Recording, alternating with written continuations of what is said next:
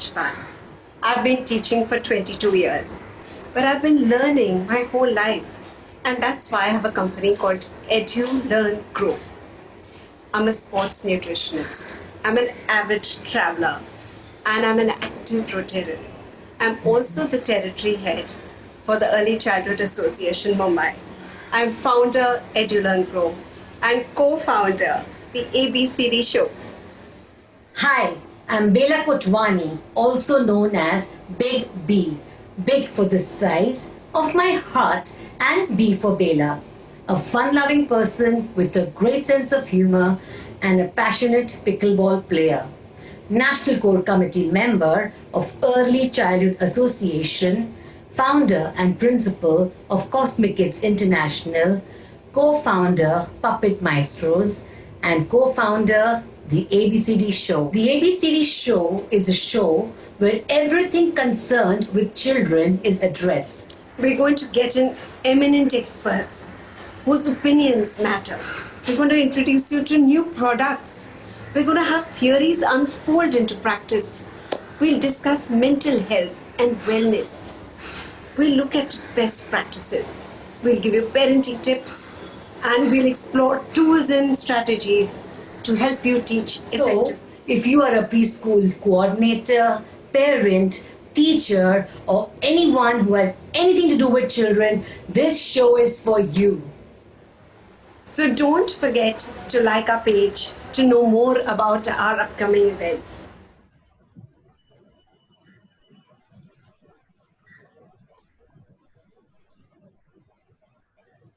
So welcome everybody to the ABCD show. And just like we promised in the video, we are going to get you eminent experts, expert speakers. We have one today. We've got Shawn Howell for you from South Carolina. And welcome, Shawn. Hi, thank you for having me. So Happy to have you over, Shawn.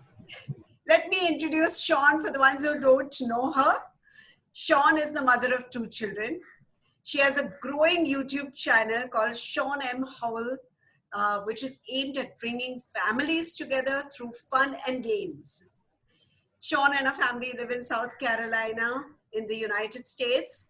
She has a Master's of Divinity from Duke University, and she has 15 years of experience planning fun events for families as a professional children's minister in the United Methodist Church. So Shawn, we're so excited, and you're from South Carolina. So what is the time over there? It is 6:35 in the morning, so it's a bit early over here. Yes, and thank you so much for being on our show and coming at the time which suits all of us. I am so excited to be here. Thank you. Thank you, Shawn, for being here today. Great. So Shawn, we've got a lot of questions and a lot of participants just waiting to hear you. So we're going to start immediately. So the first question is, Shawn, we've got a lot of teachers now who are teaching virtually. And it's very, very difficult to keep children's attention on Zoom. You know, when you have a virtual class or you have a virtual engagement happening, it's very tough to keep children's attention on Zoom. So can you give us some tips? Yes, I have 3 tips for you on how to keep kids' attention on Zoom. I wanted to start off with a quote from author Diane Ackerman, who said that play is our brain's favorite way of learning. So let's make learning fun by adding time for playfulness into Zoom calls. And I'm sure everybody here watching loves having fun with their students on Zoom or is looking for new ways to have fun. The first tip I have is to activate energy at the beginning of your meeting. We all know this in the classroom, that the way that we ourselves enter a classroom kind of sets the mood for how the class is going to go.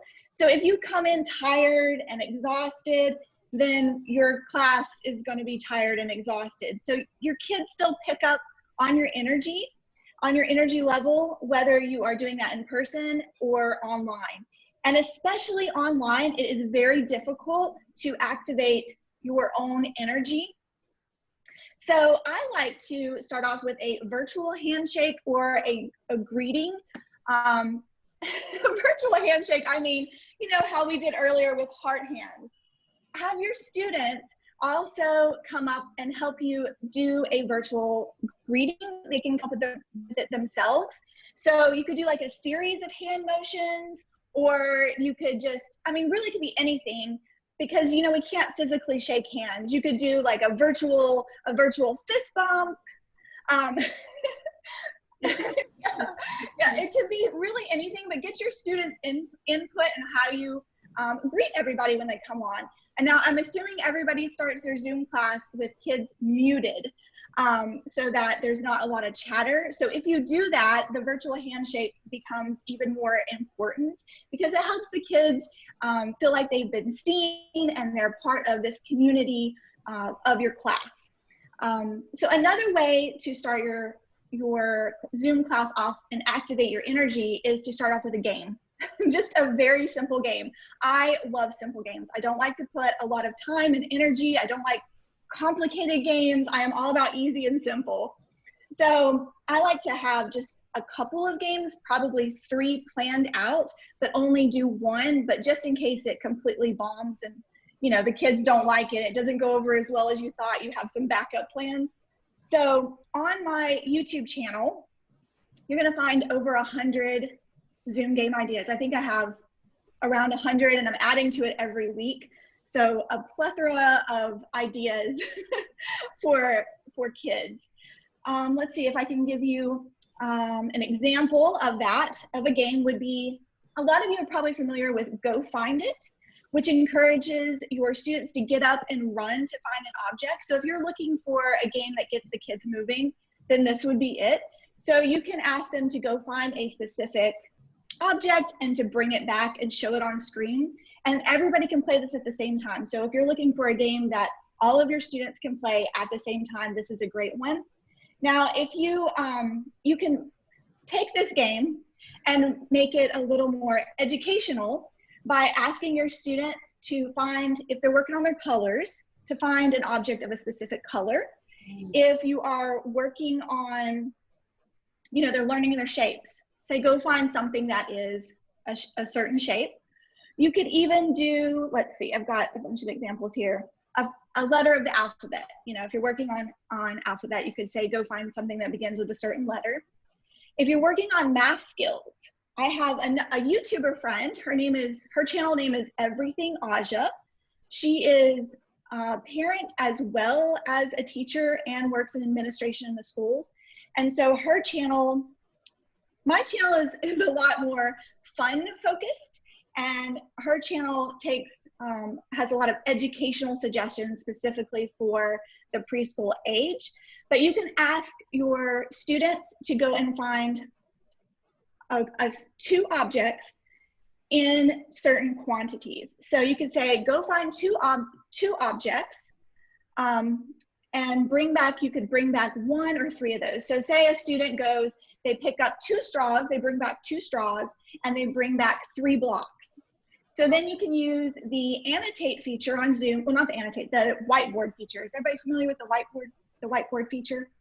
And you would write down the number 2 and the number 3, and then you can take those numbers and you can have students add them together, subtract them, multiply, whatever they are on. So that's a fun way to kind of add math into that activity. Another example would be of a fun example to liven up your Zoom call is draw it. That is where, let me get a piece of paper right here. You have everybody, you ask your students to put a piece of paper and a writing utensil, whatever they have, and you say, everybody draw, I don't know, something, it would depend on the you know, the level of your kids, but everybody draw a heart shape or a smiley face. And so everybody would draw it on the top of their head, and then you'd have all the kids show it, and it's going to be something silly and ridiculous, and of course you'll be lucky if it looks like it, but it gets everybody laughing. So you know, you want to pick games that are fun. So on my channel, I have games that everybody can play at the same time. I have one-on-one games, games that promote physical activity and movement, games that everybody wins. You know, I have some competition games as well. Okay, so the next tip is engage with surprise. Okay, so I love getting silly and goofy. I wish I could see all of your faces right now. I would ask you to raise your hand if you are also a silly, goofy person, because this can be hard for some people. Okay, Bela is. All right, Henri is as well, good. So I like to, you know, if you find that your students are kind of not paying attention, like they are, you know, not paying attention, they look bored, just kind of, you know, getting closer to the camera. I know it's ridiculous, but it kind of wakes them up. They're like, what is my teacher doing? Why are we seeing just her eyeball? You can also just make a silly face. Just randomly make a silly face. It's just kind of, That's really silly. restarts their brain and they're like, what in the world is going on? You can also change your background in the middle of your teaching class. Just pop something silly into the background. You can, do I have one here? Oh. You can have a stuffed animal randomly make an appearance to kind of wake up your students. So just engage with surprise. I also really enjoy, let's see if I have anything. I don't have any stickers with me here, so we're gonna use Post-it notes. But if you were rewarding your students in a surprising way to reward them, you can stick stickers on your face. It's completely ridiculous and silly, but you could end up covering your face. So yay, you got the answer correctly. Now your teacher is going to stick a sticker on their face. So cute. So that's another fun thing to do. Third tip is to check in with your students' feelings. Now I'm going to get just a little bit serious right here. Students right now are struggling with how they feel about the current changes in their routine. So moving online, not being able to see their friends as often as they want, not being able to see family members is very difficult. Teachers, you are on the front line of this. A lot of times students will not open up to their parents about their feelings, but they might be willing to open up to a teacher. So you can check in on their feelings. So oftentimes boredom can be mistaken for feelings of sadness. You know, I'm saying a lot, sorry about that. So take a moment to check in with your students' feelings. Ask them at the beginning of your lesson to write one word or draw a picture of how they're currently feeling and show it to the group. Now you don't have to address everybody's feelings because you probably don't have time to do that, but just taking a moment to have the students draw a simple picture of how they're currently feeling and just show it up on the screen might help them get that those feelings out. So, and then I like to always give virtual hugs on my Zoom calls. So virtual hugs to everybody. You know, we all could use a hug and it's hard to do that right now. So those are my 3 tips. Wonderful. For sharing some ideas of some lovely games that you have. Let's all learn from the games that you have. Yes. All right. So I thought that I would, let me put my sheet, I gotta put my sheet back. I thought that I would give you all 10 games specifically for ages 2 through 8 that I feel are really appropriate. So the first one is for the younger ones. And I'm sure you all have books that have colors, you know, that teach colors. I like this one, it's called Freight Train. Oh, you're getting my light. So this first game is called Color Scavenger Hunt.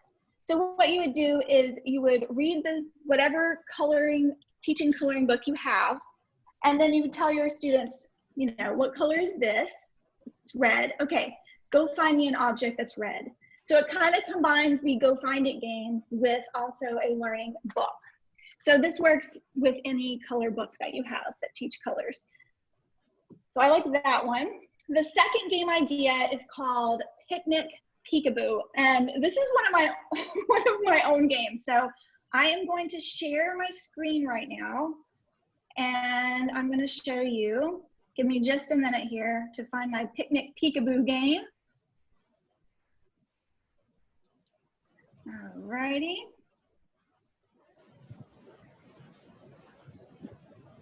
Can you, Bella, is it showing anything? Oh, here we go. No. No. Yes, Now we now can see your screen. Are you seeing the picnic peekaboo? Yes. Yes, we can see your screen. Okay.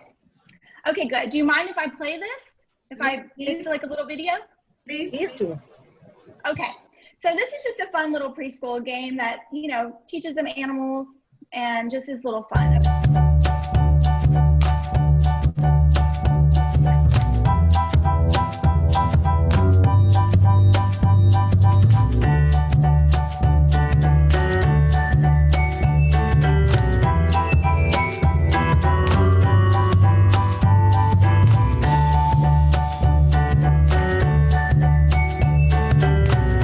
Oh, I did the food one. Sorry about that.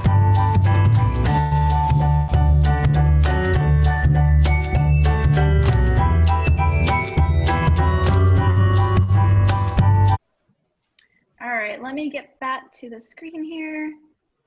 Sorry about that. I meant to show you the animal one. I have an animal one too. That was the food version. It's just like fun snack foods. But you can play these free on my YouTube channel. I have this game on my YouTube channel that you just share your screen and students can just play it. I think I have 4 or 5 share your screen versions. I do have a version if you want to purchase this and not have to deal with the YouTube ads. I have it over on my website. I think it's only $2 American, but I don't want to sell you anything. So just go play the free version on YouTube. So I try to put free versions on YouTube of all my games. So that's just a little fun game with some fun music.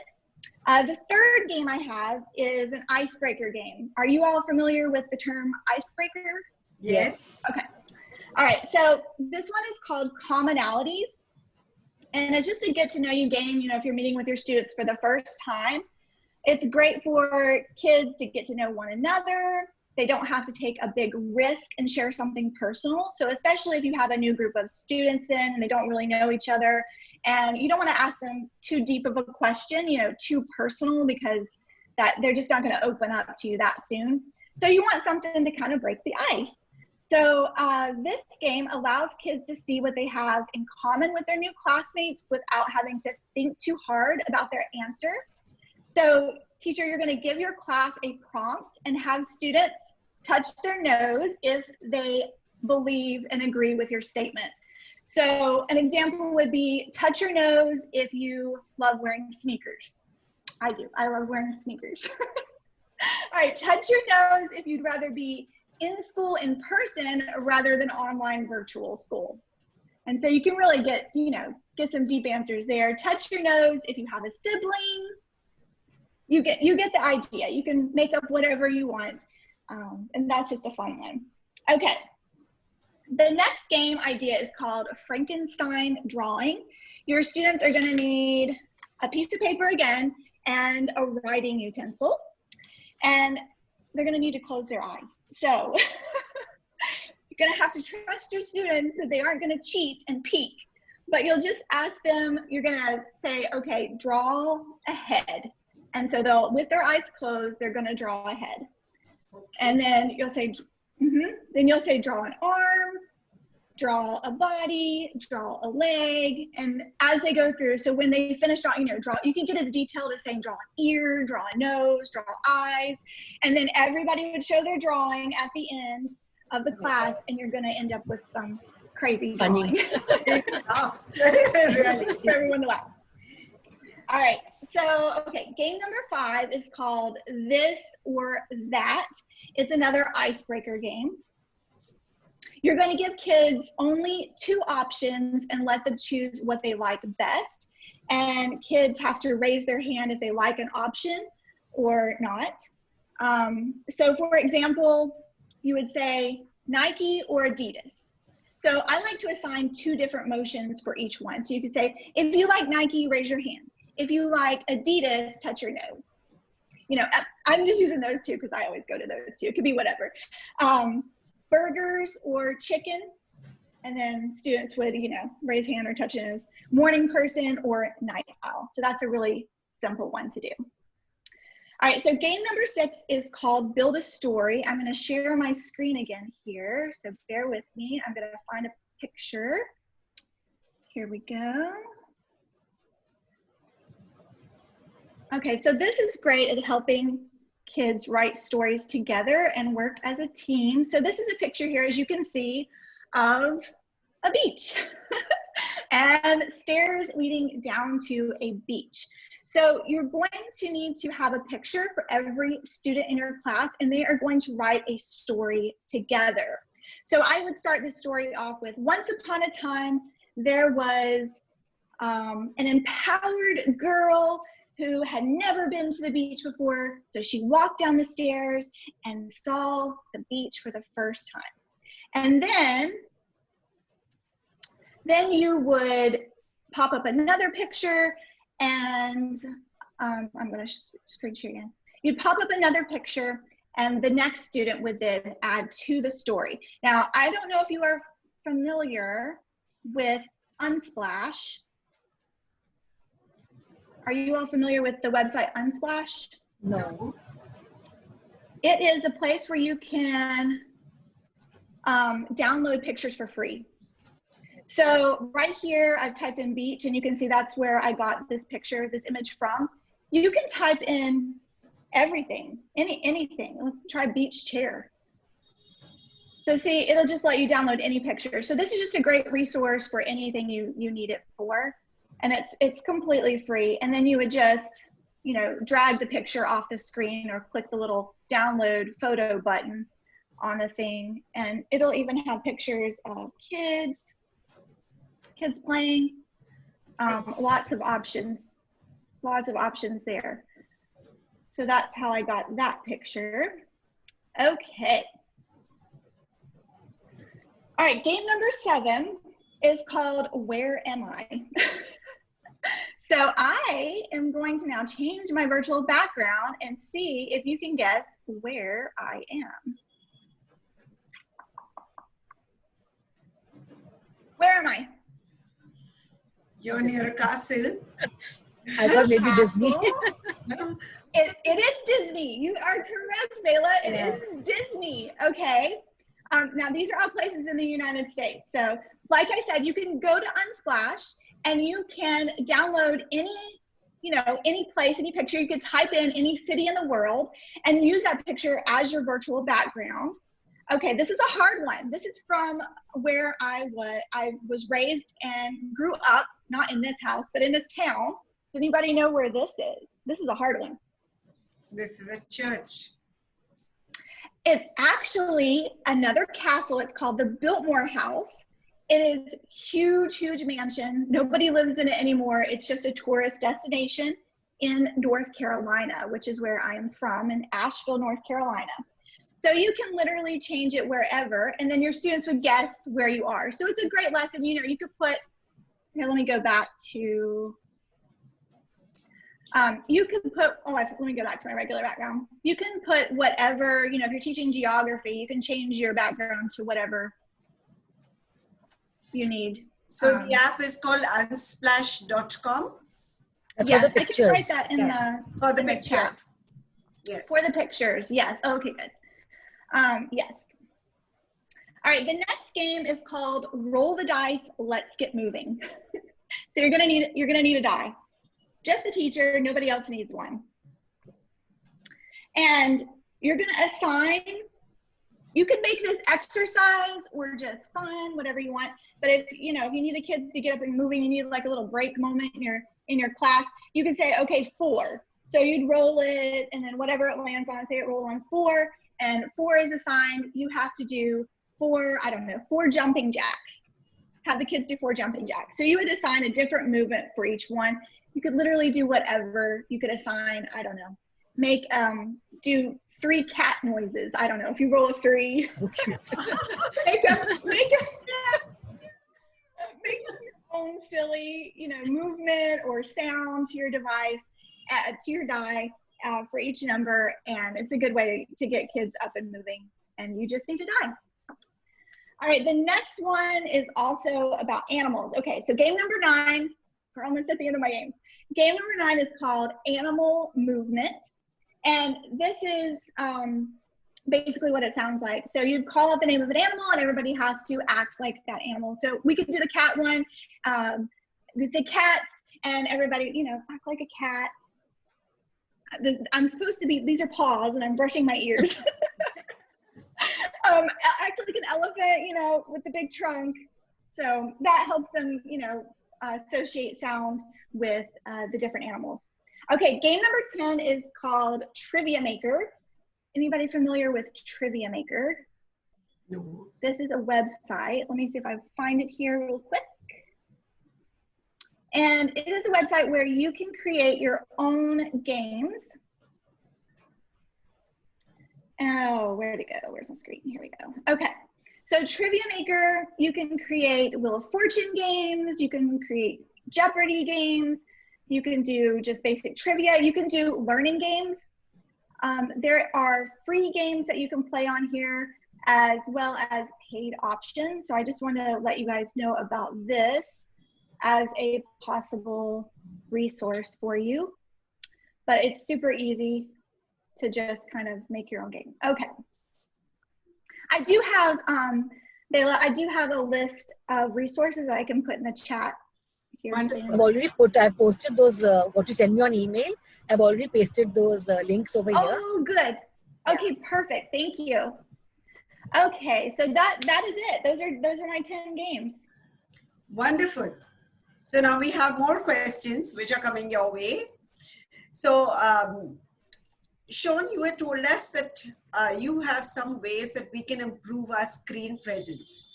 So now a lot of teachers who are not used to teaching on screen are now teaching on screen, you know, or having these virtual engagements with children on screen. So can you give us some? Yes. I have, let's see, 1, 2, 3, 4, I think I have 5 tips for you here. So before you get on camera, have some sort of hype way that you bring yourself some energy. I talked about this at the very beginning. You need some way to get yourself hyped up. I had a chai tea this morning with some caffeine in it. I listened to some pumped up music to kind of get me moving. I also had some juice. I had some green juice. You could also, maybe you're the type of person that needs to exercise to get your energy up. Maybe you like coffee. Maybe you just need to make some silly faces. Your favorite music, whatever it is, you need to get your energy up because the camera will automatically suck the energy off of your on-screen presence. So you may think that you are pumped up, but on camera, you're not really. Okay. So so you just need to, I'm a naturally quiet person. On camera, I have to be caffeinated Shawn because I think that I am overly coming across energetic and I'm not really, but kids respond to that energy. So whatever you have to do, jumping jacks, dance party before you get on, get your energy up. Okay, the next tip is practice being on camera. If you didn't know, you can actually have a Zoom meeting by yourself to practice. You just go to the Zoom app and just start a meeting and it will just start one with just yourself. So you can practice being on camera. That will help a lot. You can also record yourself. Right now you'll see at the top of your screen, I think everybody can see it. You've got the little red dot that said recording. You can record yourself, watch it back and see, you know, is your energy level where it should be? Does the background look good? There's also the change your appearance, not change your appearance. Oh, what was the name of it? Improve your screen presence. Yes. And you can just, it'll smooth out your wrinkles and stuff. You can click that little box under the video settings. So just practice being on camera. Now, talking about your background, I've seen some incredible teacher backgrounds that look just like you're in a classroom behind them. So if you have like a blank wall, you can put your bulletin board on the back. You can add colorful things. I have, let's see, which way do I move? This way behind me, you can see some colorful little cartoons. I've got a little hello board back there. I've added some plants to the back of mine, but this is my YouTube backdrop. You can also do the virtual backdrop if you don't have a blank space in your in your house and you just want to make it fun. So that's important to have that background. And lighting. Lighting is huge. So right now, I don't know, can you tell? I wish I could reach it and turn it off for you. Can you tell that there's a light right in front of my face? I don't have a light on behind me, but I have a light in front of my face. Now there are things called ring lights that you can use, that you can purchase, but I don't really think you need that. If you just simply move a lamp behind your computer so that or sit in front of a window is even better. That's gonna naturally make you look better.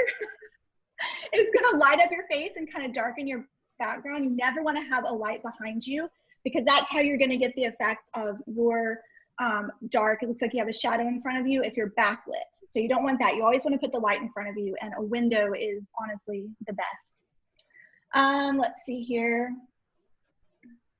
What was my other? That might be all my tips. Oh, important tip. Okay, so all three of us, you can see the camera is eye level with us, right? A lot of people you'll see on Zoom do this. Don't give yourself a double chin. It does you no favors to film with your up like this. Nobody wants to see up your nose. So make sure that it is at eye level. Even better if you can have it up higher like this. Now I've kind of lost my light, but that gets rid of your double chin completely if the camera is higher than your face. But straight on is best. Don't film up. Don't be that person. Yeah, true. So those are my best on-screen present tips. Have fun with it, learn, practice, and you'll be awesome at it. Wonderful. I think we have some questions. Bela, you want to see? Yeah, I just check. Okay, now the first question Ananya wants to know is how do you virtually change the background? Okay, so you go to, at the bottom of your screen, you'll see the camera button that says stop video, and there's a little bitty up arrow beside that. And you'll click on that and you'll see three options. The middle one says choose virtual background. So when you click on that, it'll pop up, you'll see little tiles with pictures, and you'll see one that says that you can add one to it. It'll have like the little plus sign. It says choose virtual background. There's a little plus sign. And you'll just click that and upload, if you have a new picture you want to upload. Did that help? Was that helpful? Yes, I think that helps, but I also think that you need to have a certain, a configuration on your computer to be able to take that in. So if you don't have that configuration, if your computer is not updated or doesn't have that configuration, then it doesn't allow you to accept that background. Yeah, so always make sure you have the newest version of whatever app you're using. And if you really want it to look good, make sure the picture size is 1920 by 1080. Right, then. And that will give you, that way, because some pictures, you click on them and then you have the black bars on either side. So if you resize it or make sure your picture is 1920 by 1080, that will give you that perfect dimension. Perfect. Okay, there's another question. For the virtual background, we need to have a green background, or does unsplash.com pictures work well with a virtual background setting? Yeah, you do not need a green background. I mean, you can see when I changed mine, I just switched it perfectly. It just inserts the picture behind you. You don't need a green background. Unsplash, most of the pictures are the 1920 by 1080. Some of them aren't. So you just, pop them in and see if they work for you. There are programs that will resize pictures, but that's a little more, I think a little more than we have for today. Great. So any more things that you can share with us? Shawn, tell us a little bit about your channel and what can people go over there and get? Sure. Like we said, my channel is Shawn M. Howell. And you can just, honestly, if you just type in Zoom games, I pop up. So I have over 400 videos on my channel, and only recently this year, since the pandemic hit, I have started creating the Zoom, specifically Zoom content, because, you know, nobody's really getting together as much anymore for fun games. But once the pandemic is over, if you still need games for your classroom that are in person, I have lots of those. I have socially distanced games. You know, if you're wearing masks, you're still together, you're wearing masks, but, you know, kids are staying 6 feet apart. I have ideas for that. I have pro tips for Zoom. I just did a video with pro tips that show you all these little extra things that Zoom can do to take your Zoom classroom to the next level. And yeah, you'll see videos of my family over there. You'll see a video. I've got a video coming out Friday that tells you more about who I am. But mostly it's Zoom content at this point. So I've been on YouTube for 4 years. It's so much fun. It's a blast. If you don't have a YouTube channel and you're thinking of starting one, just do it. Just film on your phone. Just post videos. It's a lot of fun. John, just personal question to you. What inspired you to get into this? Oh, so I had just started a new job 4 years ago. And whenever, you know, when you do something new or you're uncertain, I feel like that's when creativity flows. And I had so many ideas in my head, and I wanted a way to train my volunteers and my leaders. So I just started putting it in the video. I was not thinking about making a job out of it at all. And I just really loved it, and literally started with just my phone, filming on my phone, had no idea what I was doing, didn't know about lighting, didn't know about cameras. I have learned so much over the past 4 years, but you know, some people put their ideas out on a blog, on a website. Mine just happens to be video. So that's what I did. Kids must be enjoying at home as well. Yes, it's working perfectly because I have a 2-year-old. So when she was born, I left my job, and so I was able to stay home with her. And YouTube does bring in a small income now, but I'm hoping to take it full time probably next year. But that would be great from working from home. So it's fun. You try out the games with your child first, and then you upload, or what do you do? Yes, so I play a lot of the games with my own children. I play a lot of games with friends' children, with my friends' children. When we were meeting in person, I still volunteer at my church, so I would test out games, with the different ages of kids at church. And that's lovely. So Shawn, right now, are you all meeting in America, or is it still social distancing is happening out there? What is it? Well, do you all have school over there? Do children go to school? We are starting virtual school September 8th. And my family, we have chosen to go complete virtual school. So we've been given options. The schools have been told that they have to provide in-person option as well as virtual school. So the area that I'm in, we have a very high rate of COVID cases because I'm right on the coast with the beach. People are still going to the beach in large groups. So cases are spreading.